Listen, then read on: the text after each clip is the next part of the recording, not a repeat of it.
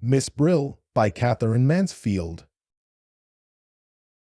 Although it was so brilliantly fine, the blue sky powdered with gold, and great spots of light like white wine splashed over the jardins publics, Miss Brill was glad that she had decided on her fur. The air was motionless, but when you opened your mouth there was just a faint chill, like a chill from a glass of iced water before you sip. And now and again a leaf came drifting from nowhere from the sky. Miss Brill put up her hand and touched her fur. Dear little thing. It was nice to feel it again. She had taken it out of its box that afternoon, shaken out the moth powder, given it a good brush, and rubbed the life back into the dim little eyes. "What has been happening to me?" said the sad little eyes. Oh, how sweet it was to see them snap at her again from the red eider down. But the nose, which was of some black composition, wasn't at all firm. It must have had a knock, somehow. Never mind, a little dab of black sealing wax when the time came, when it was absolutely necessary. Little rogue. Yes, she really felt like that about it. Little rogue biting its tail just by her left ear. She could have taken it off and laid it on her lap and stroked it. She felt a tingling in her hands and arms, but that came from walking, she supposed. And when she breathed, something light and sad, no, not sad, exactly, something gentle seemed to move in her bosom. There were a number of people out this afternoon, far more than last Sunday. And the band sounded louder and gayer. That was because the season had begun. For although the band played all the year round on Sundays, out of season it was never the same. It was like someone playing with only the family to listen. It didn't care how it played if there weren't any strangers present. Wasn't the conductor wearing a new coat, too? She was sure it was new. He scraped with his foot and flapped his arms like a rooster about to crow, and the bandsmen sitting in the green rotunda blew out their cheeks and glared at the music. Now there came a little fluty bit, very pretty. A little chain of bright drops. She was sure it would be repeated. It was. She lifted her head and smiled. Only two people shared her special seat. A fine old man in a velvet coat, his hands clasped over a huge carved walking stick, and a big old woman, sitting upright, with a roll of knitting on her embroidered apron. They did not speak. This was disappointing, for Miss Brill always looked forward to the conversation. She had become really quite expert, she thought, at listening as though she didn't listen, at sitting in other people's lives just for a minute while they talked round her. She glanced sideways at the old couple. Perhaps they would go soon. Last Sunday, too, hadn't been as interesting as usual. An Englishman and his wife, he wearing a dreadful Panama hat and she button boots.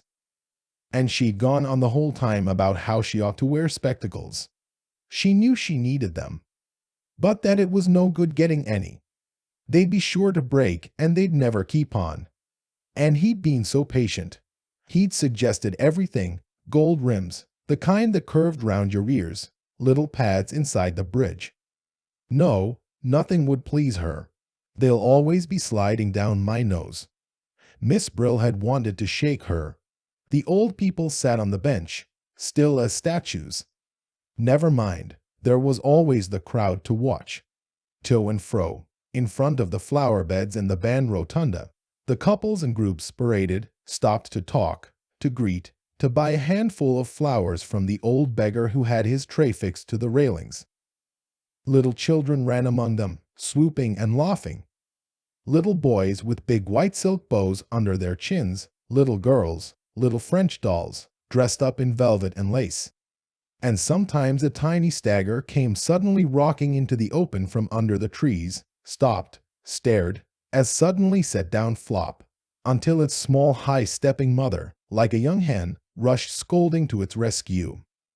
Other people sat on the benches and green chairs, but they were nearly always the same, Sunday after Sunday, and Miss Brill had often noticed there was something funny about nearly all of them. They were odd, silent, nearly all old, and from the way they stared they looked as though they'd just come from dark little rooms or even cupboards. Behind the rotunda the slender trees with yellow leaves down drooping, and through them just a line of sea, and beyond the blue sky with gold-veined clouds. Tum-tum-tum tidlum, tidlum, tum tiddly tum-ta, blew the band. 2 young girls in red came by and 2 young soldiers in blue met them, and they laughed and paired and went off arm in arm.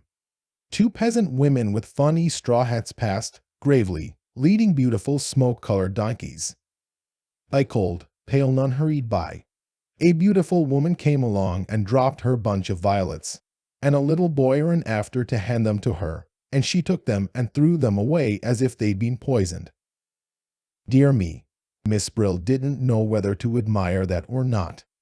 And now an ermine toque and a gentleman in gray met just in front of her.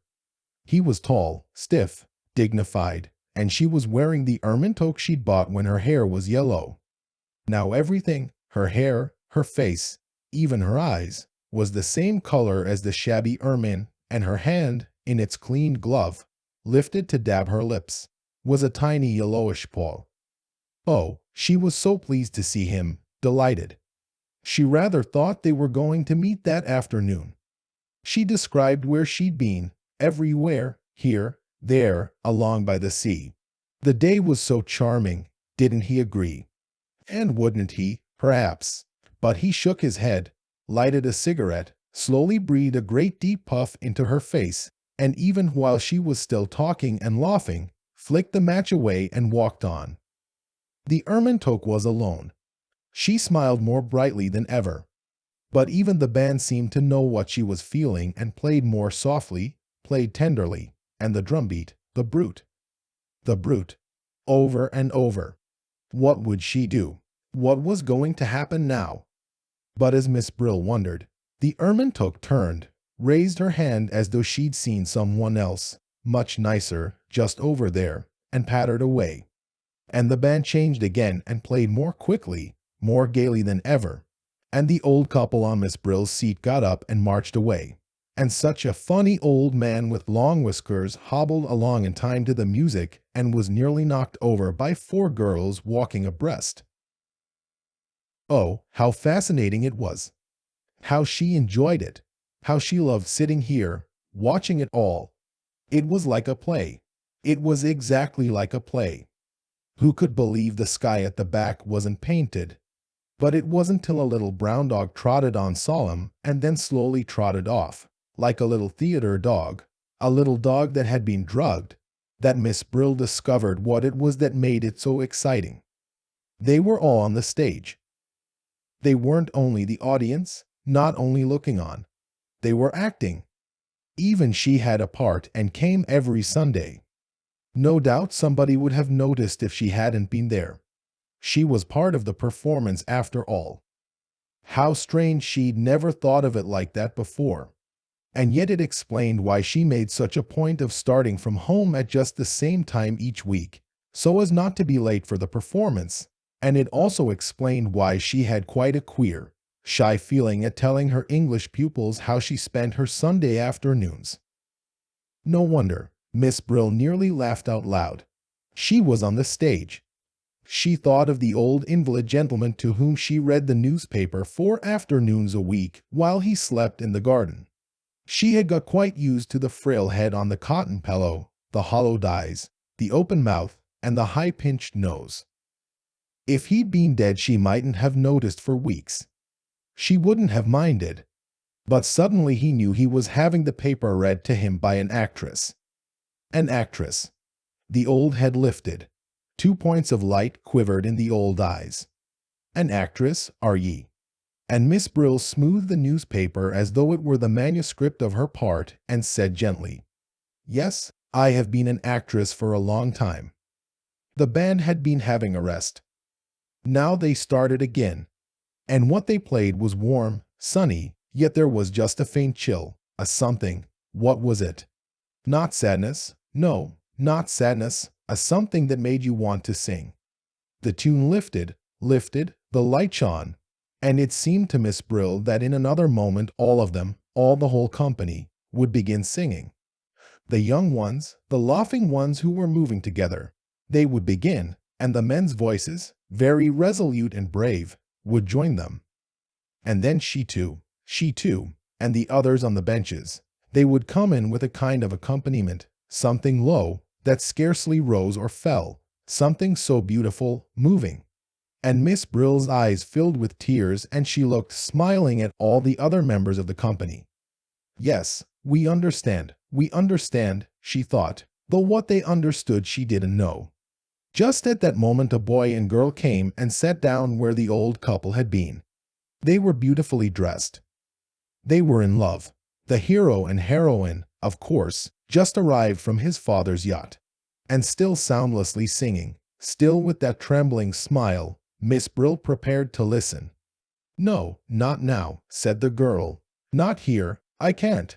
"But why?" "Because of that stupid old thing at the end there," asked the boy. "Why does she come here at all? Who wants her? Why doesn't she keep her silly old mug at home?" "It's her fur which is so funny," giggled the girl. "It's exactly like a fried whiting." "Ah, be off with you," said the boy in an angry whisper. Then, "Tell me, my little Sherry." "No, not here," said the girl. "Not yet." On her way home she usually bought a slice of honey cake at the baker's. It was her Sunday treat. Sometimes there was an almond in her slice, sometimes not. It made a great difference. If there was an almond, it was like carrying home a tiny present, a surprise, something that might very well not have been there. She hurried on the almond sundaes and struck the match for the kettle in quite a dashing way. But today she passed the baker's by, climbed the stairs, went into the little dark room, her room like a cupboard, and sat down on the red eider-down. She sat there for a long time. The box that the fur came out of was on the bed. She unclasped the necklet quickly, without looking, laid it inside. But when she put the lid on, she thought she heard something crying.